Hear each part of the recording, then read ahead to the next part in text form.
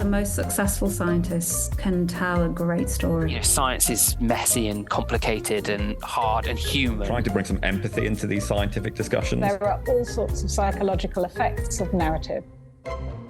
There's a story going on there. In fact, there's usually a whole set of stories. I think storytelling is hugely underrated but massively important part of science. How are we going to tell a story with this data? Hang on, this wasn't the scientific fairy tale I was told.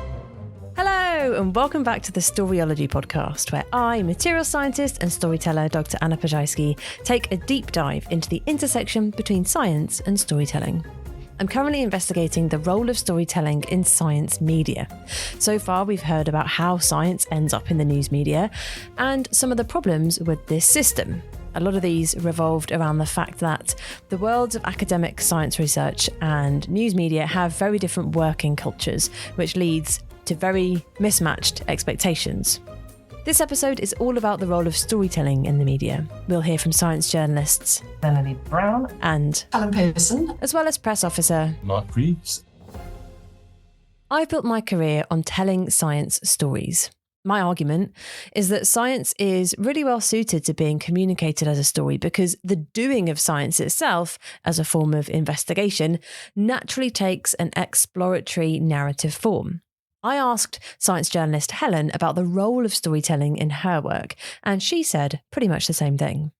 I suppose there's always a story behind science, or almost always, because somebody comes up with a question which they try to answer, and that will lead to a sequence of events, which is ultimately a story. And so whenever I, as a science journalist, talk to scientists, I mean, the easiest thing to say to them is just like, tell me how this all started. And then they naturally, say, well, we were really interested in this. And then we went to do these experiments. And then we discovered this, and this was really exciting. And then that led to such and such a conclusion and implication. So to me, there's just that natural kind of narrative, isn't there, to discovery and research. So I think it's always there. The question is whether scientists are necessarily aware of it. And I suppose it's my job as a kind of journalist and writer to try and tease out that story in order to convert it into something which other people want to read about or listen to. I asked science journalist Mel the same question. What does storytelling mean to you in your work? And she had this to say.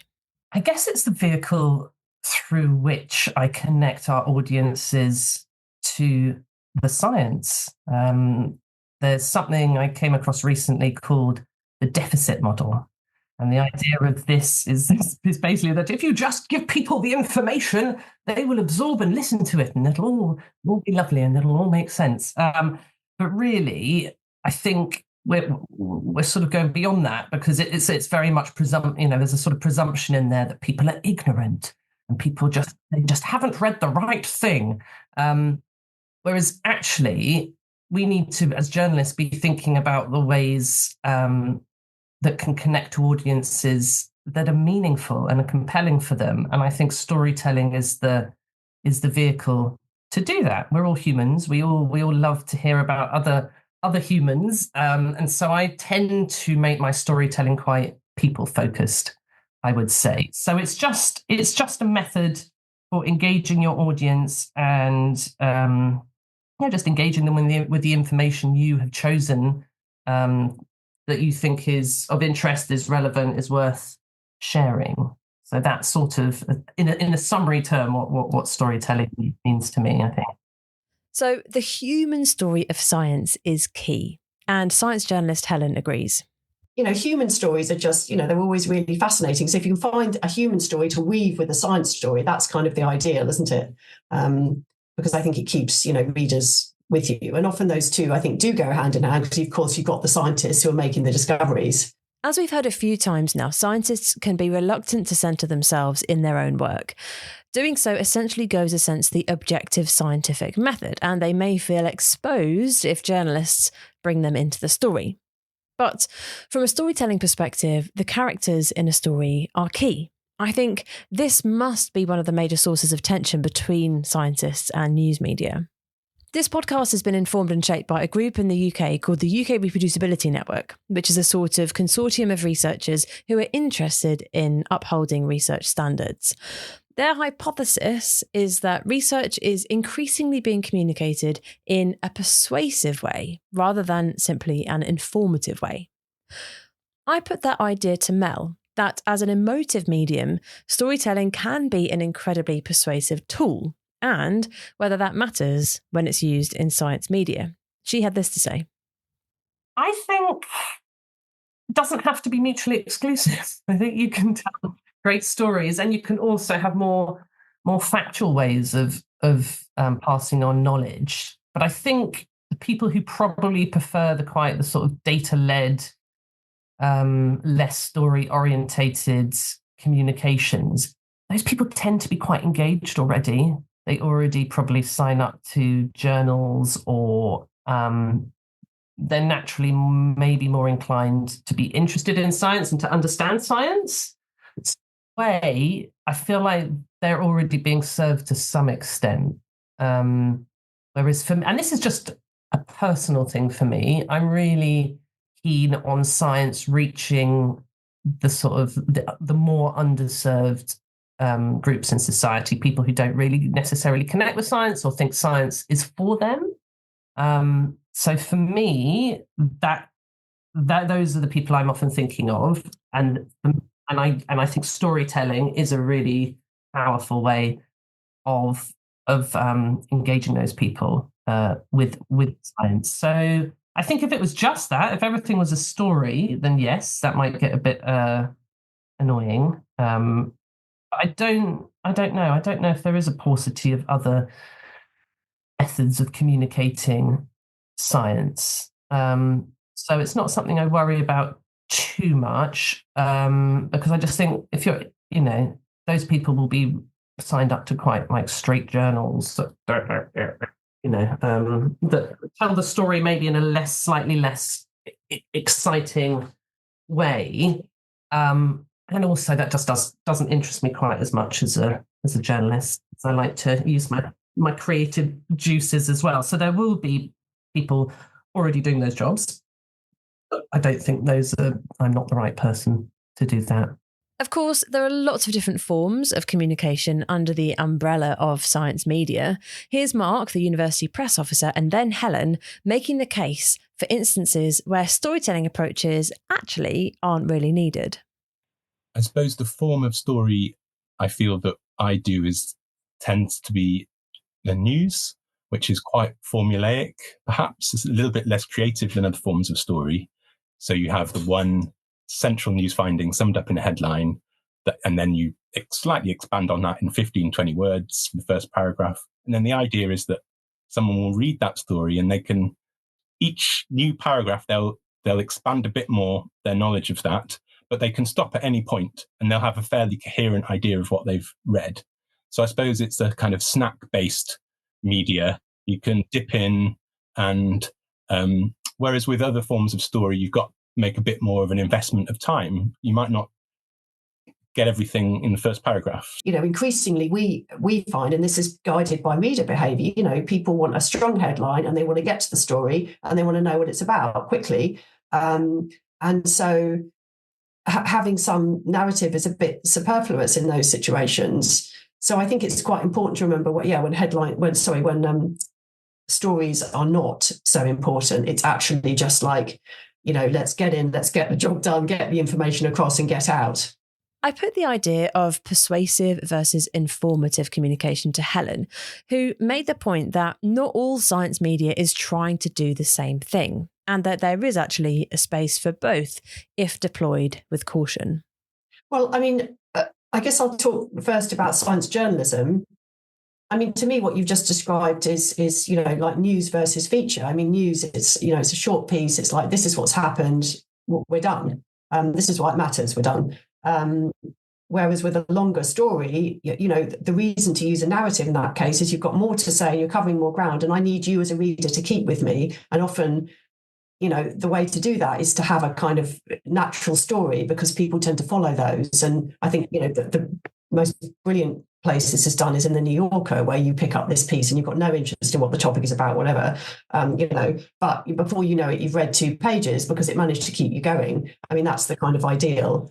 So that's where we would use I mean, I don't necessarily call it the different, what did you say, informative and persuasive? I mean, I'd say maybe informative and narrative, because I don't think narratives, I mean, persuasive to me makes it sound like it's opinionated, and you don't have to be opinionated when you're telling a story as a writer.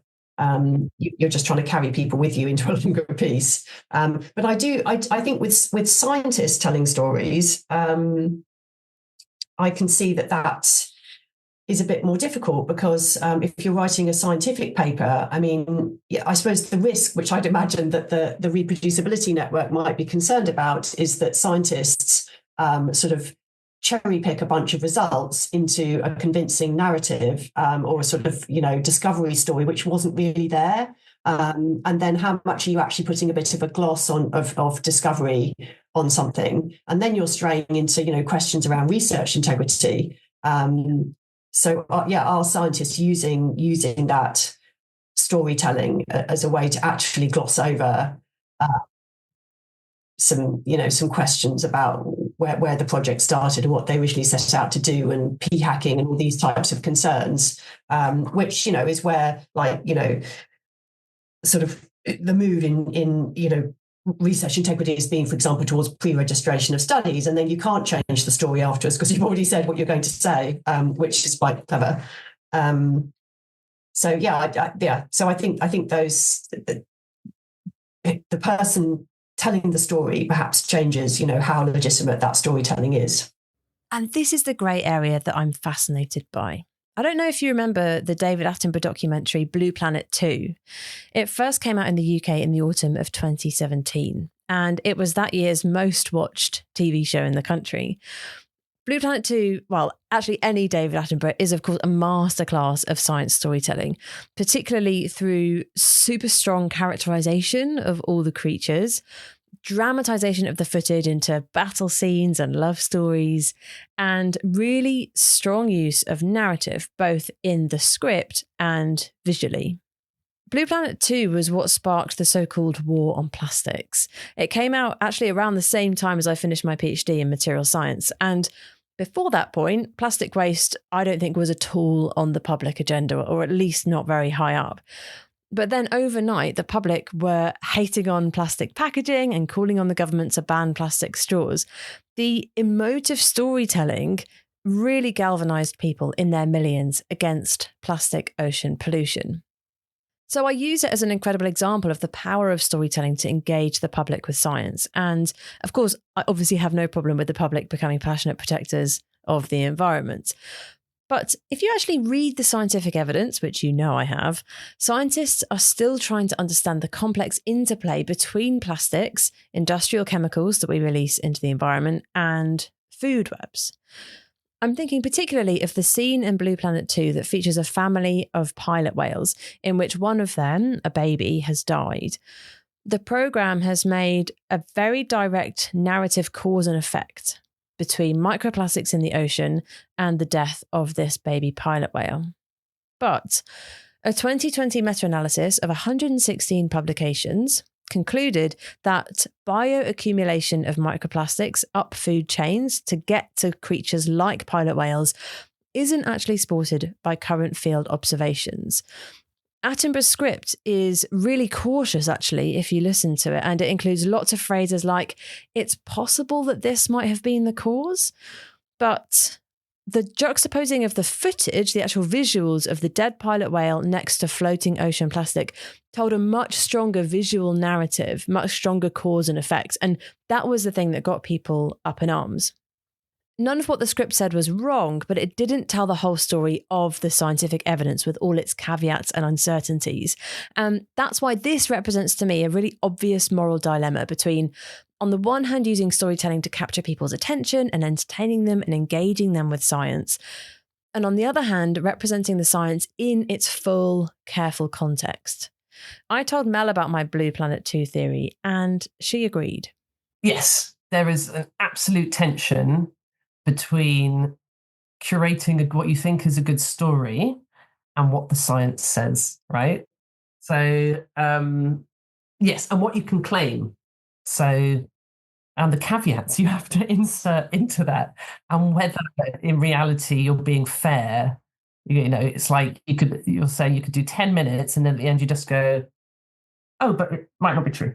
But at that point, you've shown this entire massive story that everyone's like heart has bled over and tears out the eyes or whatever. And we're not going to much attention to the little caveat. I assume it's the same thing when they have those adverts in America and they're trying to sell you the medicine. And then at the end, they could go, may cause vomiting, diarrhea, or sudden death.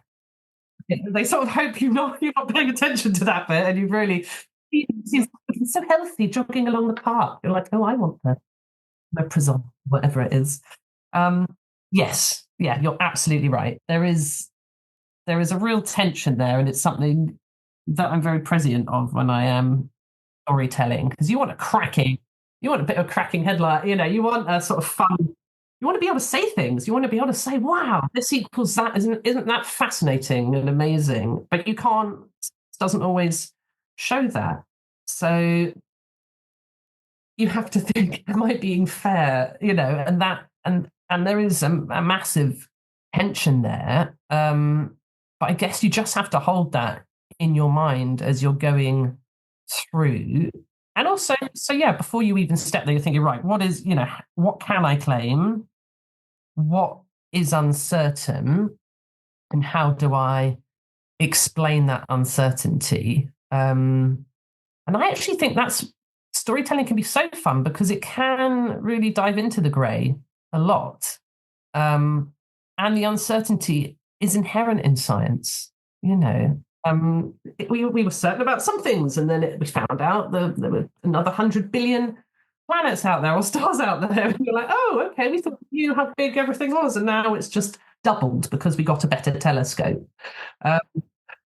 So science is very variable, but people don't like to hold that in their heads often. We quite like black and white answers to things, I think, as a species. I do, and I think that's probably true for quite a few people. And that's hard. So you have to really be thoughtful about how you do explain uncertainty. And it's really interesting because you'll find some scientists who are very confident and very happy to like claim stuff. And you'll find other people who literally won't pin themselves to anything. And you're like, oh my God, please just, come on. I know this, I know you could say a bit more here, but you're so worried about it. And there's probably a happy medium between those two where, the scientist goes, look, we're fairly certain it's this, but this isn't the first time we've had a weird blip from outer space that made a noise. And actually, it might be someone's microwave. It might not be aliens talking to us. So being fair to the data and what the data can show is really important, because trust is super important. And we've seen what happens when you lose trust. It's really dangerous. It means that maybe people don't get vaccinated. So we're seeing, the measles come back. Which wasn't something we thought we'd see, and that's probably because of a loss of trust in vaccines after COVID. Or I mean, not that it's gone away, but after COVID as we know it. And so once you've lost trust, that's very hard to regain, and it only needs one person to do that, and then the whole organisation falls under that. Suddenly you're like, well, we can't trust BBC journalists, or we can't trust X or Y. And so that is definitely on my mind as well, telling stories. It's like, how can I make it as appealing as possible without manipulating the facts, I am trying to make it appealing. I do want people to read my story. I do want a fun, pun-based headline. So what can we say then about the role of storytelling in science media? Science already is a story. So really what we're talking about is not should we tell science stories, but more what science stories should we tell? We've heard how there are different forms that these stories can take, from factual news stories to human-centered narratives. Perhaps we can think of each story lying somewhere on a spectrum from purely informative on one side to purely persuasive on the other. My Blue Planet 2 example shows us the immense galvanizing power of storytelling, but it should also serve as a reminder that it's important to be curious about the root source of the evidence, and we need to be able to tune our ears to the language around the claims that are being made in science media. I asked Helen, how can we be more appraisingly critical of the science stories that we hear? I suppose there are two things I now do that maybe I didn't used to do before. I interview scientists, and so one question I now ask is, how does your result fit in with the wider body of evidence? But then as a kind of consumer of evidence, I tend to like, adding systematic review. Systematic review is a very rigorous form of evidence, and just adding that to your search term can be very useful, because then you pull up like if you've got a new medical diagnosis, if you Google that term plus systematic review, will give you something which at least, not all systematic reviews are good, but at least they've made an effort to look across the body of research. So science and storytelling must be brought together with caution. And to round us off, here's Helen in answer to my question, why should we care? And by the way, in her answer, she mentions the book that she's currently finishing writing, which is called What to Believe, and it's going to be published by Princeton University Press in spring 2026. Huge scoop for the pod, link in the description of this episode. But anyway, back to Helen on why we should care. Well, why do people need to care about science? Because in order to solve all of the biggest problems in the world, science is going to play a huge part in that, climate change and inequality and poor health. That's why science is interesting and important. And I also think that to have that skeptical view as well is really, I also think, without understanding what sort of credible and accurate data is, it's impossible to live in our world now of just, this tide of like misinformation and disinformation. So there has to be some way to filter information. And I suppose my book is in a way about how to filter information and how, one thing we haven't talked about, which I've become really fascinated about, and my book is partly about, is synthesizing science, which just simply doesn't get as much attention as it does. But ultimately, it's about moving away from a world in which you take one study at a time and say, what does the body of evidence say? And that, in my view, is becoming increasingly important, because there's just such a kind of, sort of pipeline of a fire hose of science coming at us, that the only way to answer questions is to look at the whole body of evidence. And that allows you to, scientists have got very interesting methods, synthesis methods to sort of go, okay, well, here's our question, like whatever, do statins work or something? Let's look at the whole body of evidence. We're going to filter out all the bad studies, work out the ones which are actually credible, and try and come up with an answer around that. So in my book, I try and talk a bit about that and how that can be quite empowering actually to individuals as well, when we stop just going, this study says this and this study says this, but actually what does it all add up to? Thanks for listening to this episode of the Storyology podcast. Next time, we'll go even further down the pipeline of science stories to the world of science communication, where science is digested and repurposed for entertainment, education, and, well, we'll find out. This podcast is made in partnership with the UK Reproducibility Network, Sonic Screen Lab at University of the Arts London, and StoryArcs at Bath Spa University. StoryArcs is an Arts and Humanities Research Council funded programme. All of the opinions shared in this podcast are those of the individuals and don't necessarily represent those of their employers. I've been your host, Anna Pajajski, and if you want to read more about me and my work around science and story, head over to the Storyology website at storyology.co.uk. Thanks for listening, and see you next time.